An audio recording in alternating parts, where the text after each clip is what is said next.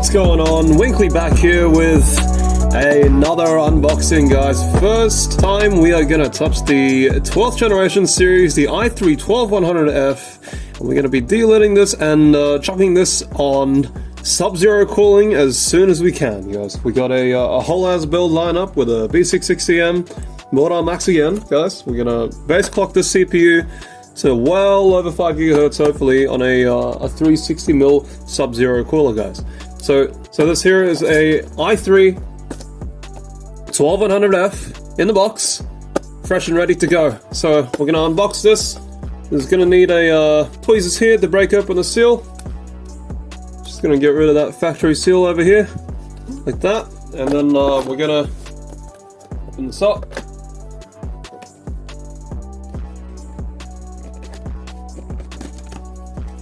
There we go. Alright guys, very simple packaging here with the Intel logo sticker. And we got the manual, which is completely useless. And a nice cooler again. This is the older generation of cooler for 12th gen, and I believe that is slightly less performance than the 13th gen cooler. It's the cream of the crop, guys. The i3 12100F, the only base clockable 12th generation i3, guys. We've actually gotten some upgrades here to delid this processor more efficiently, and one of which, not the least of which, is this new lever arm, which is fashioned out of a 2 bottle caps and a tube of aluminium. Now the way we're going to do this is get some extra mechanical advantage that will allow us to have fine-grained control over delidding the metal lid from the PCB. Very important, you need to have control over what you're doing. So let's get this in here, and I'm sure you already know the process from my previous 2 videos of delidding the Ryzen 5600G and the 13100F, and the process is, well, nearly exactly the same as the 13100F. The capacitor placement is nearly 1-to-1 as well. I'm pretty sure it's 1-to-1. What we need to do is we rest this die down like that, making sure that the lever arm doesn't fly away. Just capacitors resting on this half here, and we got some fresh tape ready to go. Let's make sure, push the CPU this way a little bit so it will sit with the capacitors on top of the device itself, and then we'll slowly close the jaws here until we can slide out the front. So because I have a lot of mechanical advantage, it's going to be a lot easier than what it was before.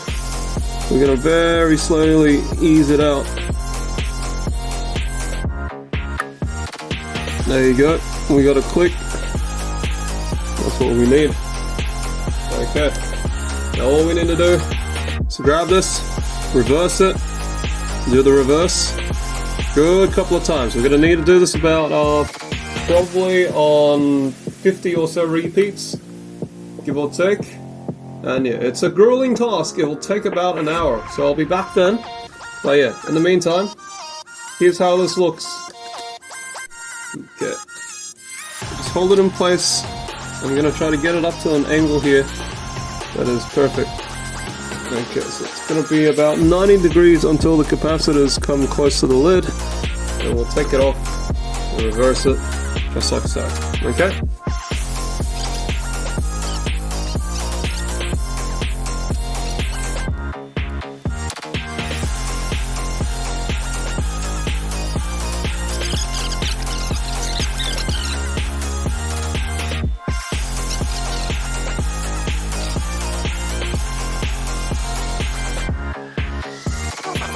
Hey, here we go. Look at that, guys. Isn't that wonderful? 12th gen. Looking just as clean as 13th. Gold solder. Plating there, and you got the indium solder all the way along here. It just crumbles right off. Look at that. Shear force, very low, going here and here and here and here and here and here. But on repetition, guys, and you're going to stress the solder out until it fatigue fractures on the solder and not fractures the die. But as you can see, this is pretty thick solder. This is about, oh yeah, that's about at least maybe 0.8 of a mil. Quite a large thickness of a solder here.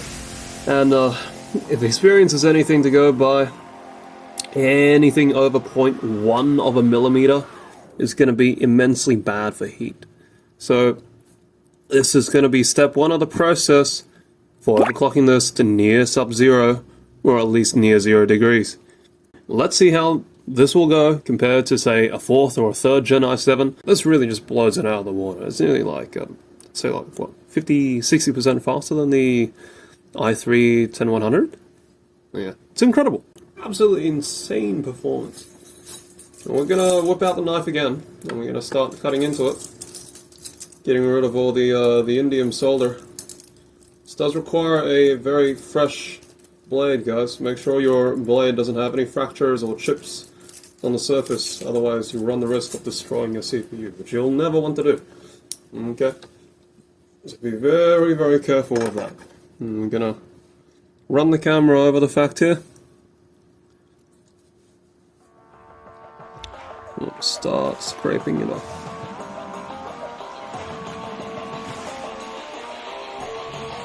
Careful not to cut yourself. More importantly, careful not to cut the CPU. You can see that. I prefer you get a rounded blade, because a square blade is going to risk digging into the edges of the CPU, which is really unhealthy. Sometimes I wish they just thermal pasted it, but then all the plebs would complain. It's, oh no, my high temperatures, ah. I'm just going to keep going from the center out, guys. You want to have extreme control over this, guys. If you don't have that much self-control or motor function, then find someone who does. A friend. Borrow their hands and see what happens. Alright guys, i3 12100F cleaned up just like that. Wonderful CPU, guys.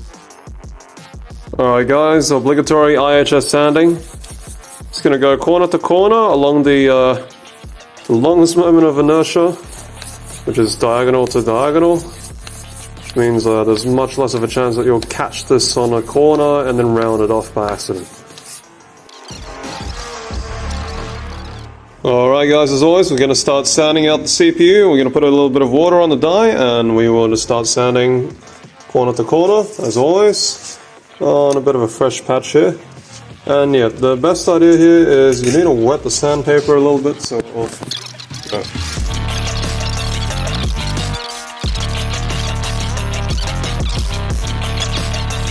Alright guys, I don't know if you can see that little concentric circle in the middle of the die, but that right there is an interference pattern of white light. You can see how this thing is completely concave in the center. Naturally, if you move the cylinder around the top of the die, you'll see the high and the low points, and where it kind of wants to become straight, where the corners start rounding off. Oh yeah, that's the power of an optical flat, and it's quite cool. So that's what happens when you lap down a die a tiny bit, just to get some adherence for the liquid metal and to try and level it out. I'd say it's probably a little more flat compared to before, but right now, yeah, these rings should be lines parallel to the die of some sort. If you tried the same thing on the CPU die, because it's currently matte, there's not going to be anything at all. This needs to be fully reflective in order to produce any kind of reading. Okay, just to be clear guys, I don't really advocate for sanding the die whatsoever if you're starting out. It's better to risk a bit less and just try to level it out using liquid metal alone. So this stuff in a tube, liquid metal, thermal grizzly, comes in a pack about, I think this is 10 grams or so, and it will set you back about maybe $80 Australian or $60 USD, something close to that. And it'll last you an incredibly long time. I count maybe at least 15-20 applications of liquid metal, no problems. Just make sure you use it sparingly and, well, within reason. Everything else is pretty by the books, let's say. Okay, so we do know that this is completely flat. We have gone ahead and sanded this down with a piece of abrasive sponge, which is this stuff here. Let's go at it again because there's probably some corrosion overnight.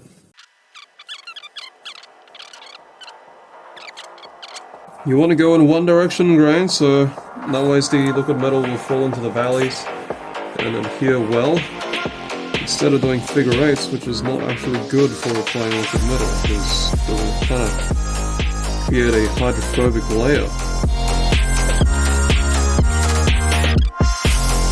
Using a bit of methylated spirits here, guys. Does in fact kind of polish the top of the capacitor down here. That kind of micrometer damage to the capacitor won't really do anything to it because it hasn't even gotten past the ceramic layer. Now, dangerous part, liquid metal. Make sure your nail polish is applied properly, that you don't see any exposed metal contacts, guys. Let's have a check on the reflection, make sure that the surface is roughly parallel to the lights that you're using. So if you're using this roof light, you can use that for reference. I can adjust the brightness a bit and you can see.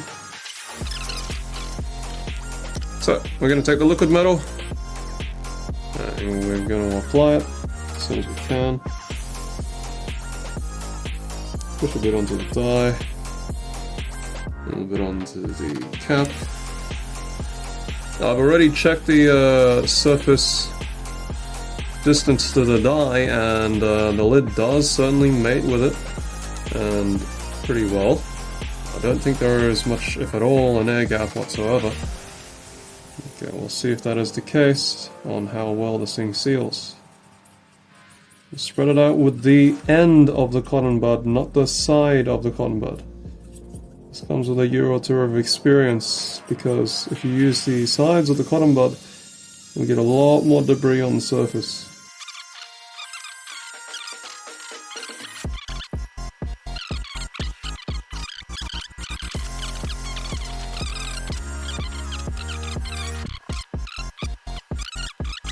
A little bit of excess, but not excessive, guys, is going to go you a long way.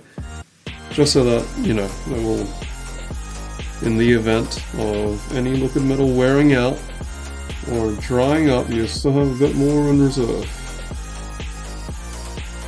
It's a bit area that missed out.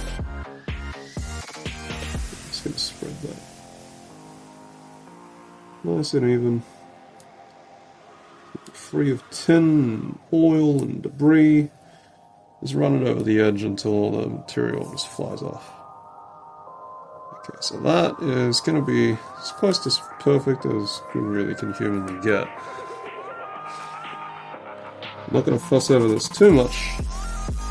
Now, yeah, let's try mating this closed and see how well this closes with a bit of hypo cement, by the recommended material.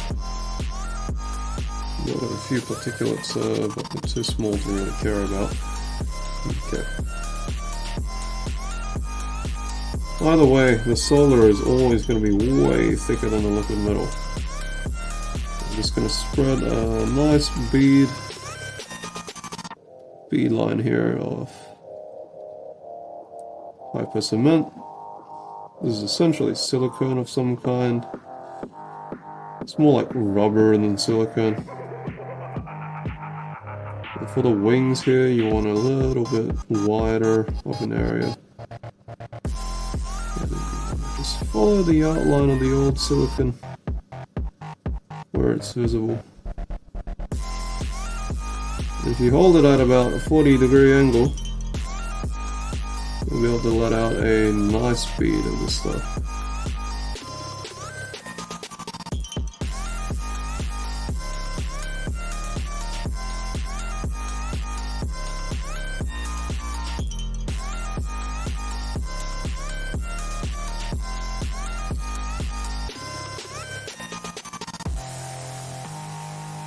Alright guys, that is going to do it. I'm going to drag the tip the glue away so it doesn't run a string over the surface of the liquid metal. It loves to do that. You always got to avoid it.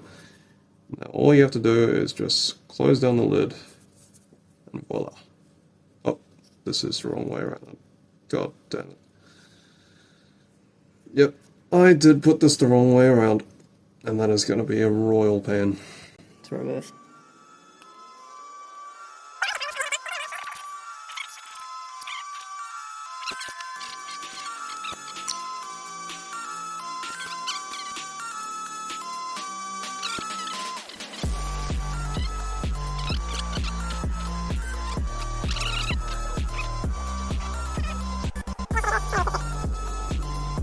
Anyways. Alright guys, you might be able to see that interference pattern in the middle just a bit.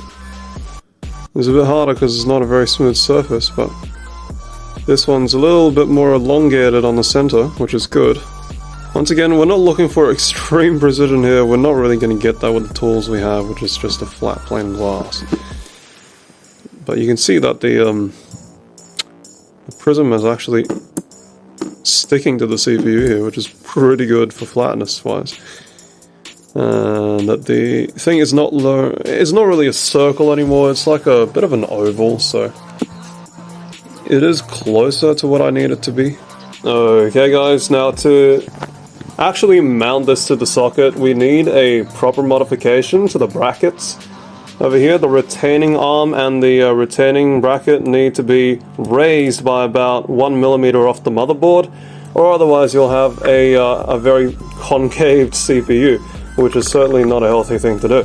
Now, in order to facilitate this, we need to remove both the top and the bottom mounts, and we'll need to get some washers that are about 1mm thick.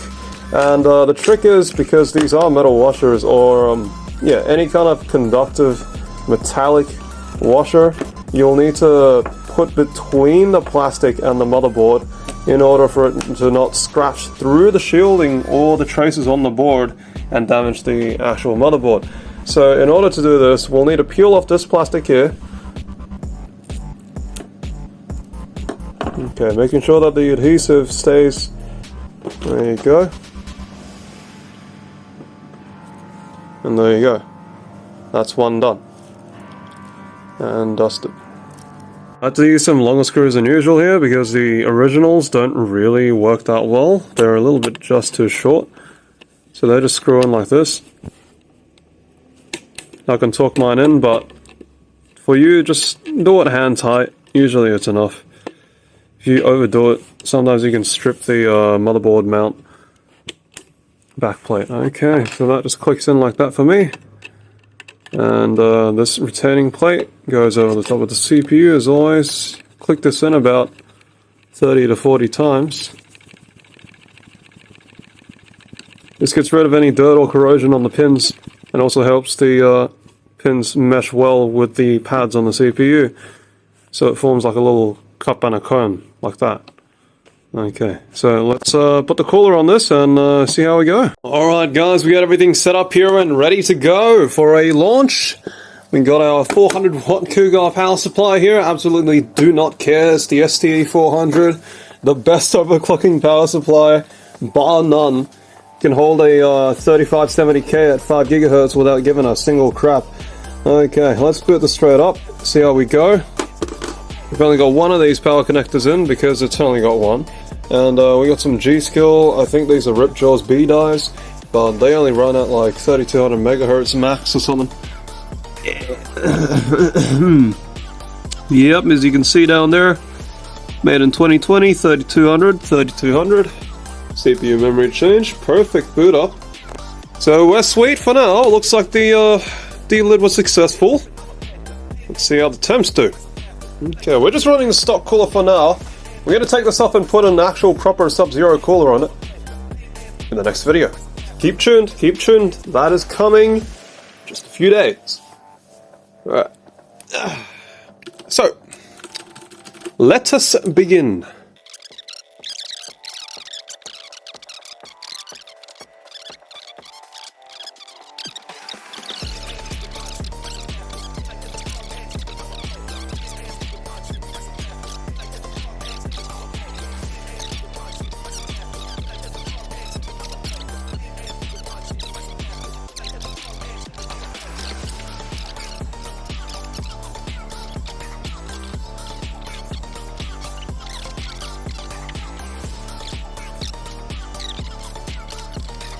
Alright guys, Windows clone and ready to go. Let's boot it up and see how she wins, and if this is truly a winner.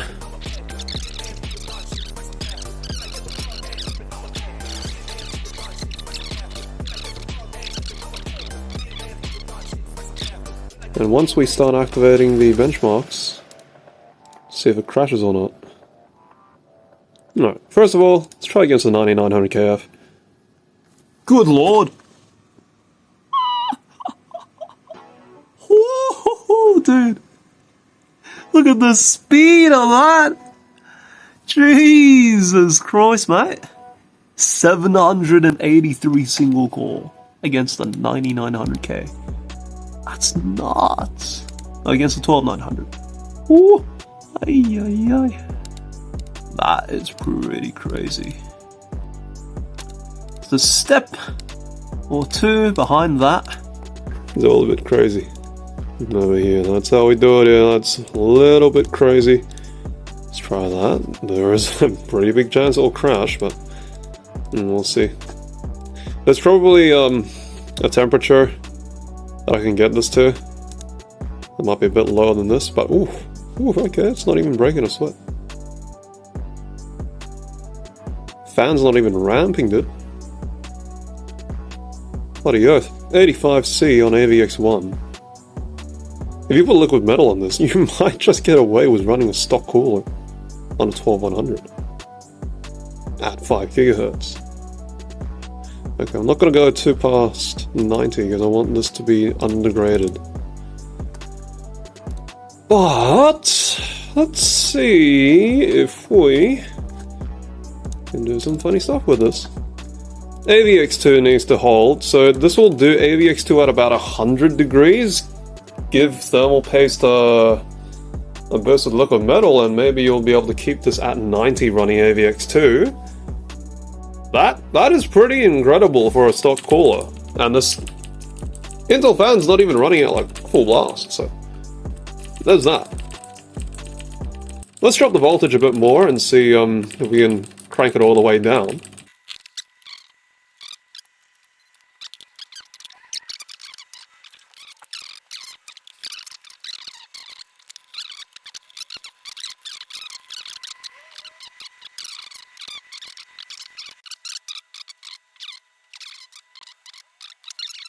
Yeah, that certainly won't work. Clock watchdog timeout.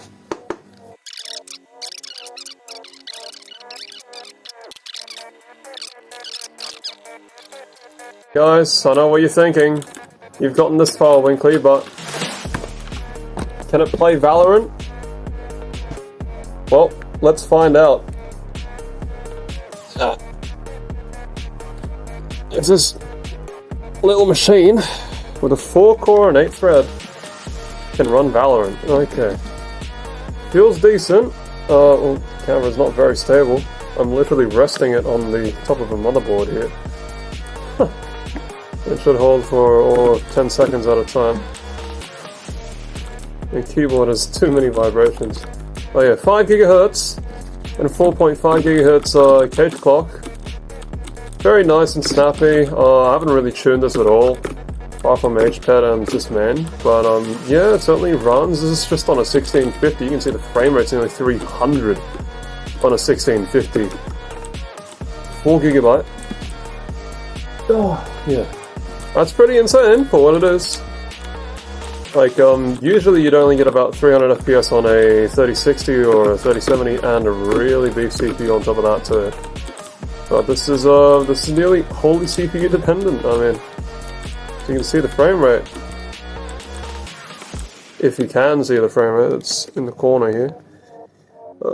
Yeah, 300 and something whatever. As a gaming CPU, guys, this kind of thing is going to be perfect for esports gaming. As you know, a 4-core and 8-thread sometimes can be easier to tune and be more responsive than an 8-core. Because if you have the clock speed high enough, you're going to beat out a lot of the 8 cores and the 16 cores even. Just purely because you have the raw horsepower to boot. And it's less spread out over different cores. So yeah, potentially, you can have a bit of a winner in your hands. If Intel will allow us to finally overclock the VCC SA and increase the voltage of that. That would be incredible, because that would mean we'd be able to hit 5 GHz on the RAM and get over 5 GHz on the core and even on the cache. As you can see, very serviceable. You can play with AVX2 running at about 100 degrees, give or take, even on Valorant, on just a stock cooler. I'm not even kidding, this is running on a stock cooler, and in-game, currently we're only hitting, let's see, does this have a temperature? No. We are currently only on 69 degree maximum. Adjust the motherboard a bit to show you the screen without it falling over. Hello. Guys, 69 degrees running in Valorant. I know it's a bit hot, but this is a stock cooler with no liquid metal between the stock cooler and the CPU, and it's not running on direct die.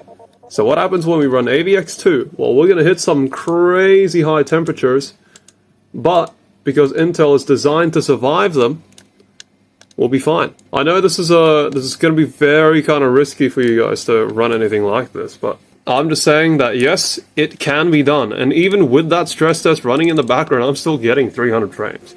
That's pretty crazy. So as far as minimum FPS goes, at about 100 centigrade, I mean, this is running colder than a lot of the i9s will be running on stock if you hit AVX2 load. At 100 degrees with a core delta of just 4 or 5, that is absolutely incredulous and an amazing showing from Intel. I wish they would enable B-clock overclocking for 13th generation, because these results are absolutely crazy. Okay, what's the wattage? Unknown. Core voltage is 1.236 volts. The memory is at 2500 megahertz. And yeah, we're certainly able to really push this. Okay, let's hold that for a sec, see what we're doing. And yeah, on low loads, it'll go back to 5 GHz, no problems. And yeah, the ring clock does decrease all the way to 3.5 sometimes, but we are running AVX2 load, remember that. Let's try that again. So yeah. Pretty incredible, guys. Pretty incredible. For a CPU that costs less than $100.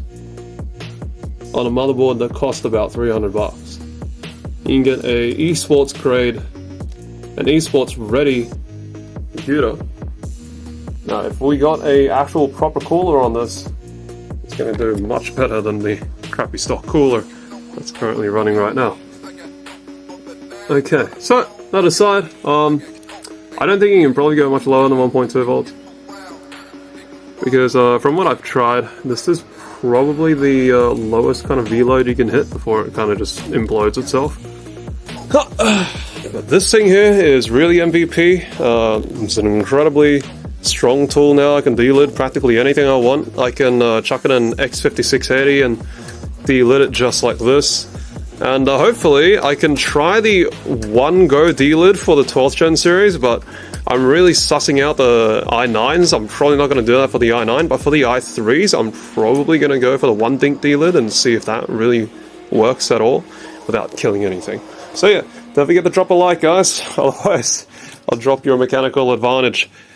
Okay, take care.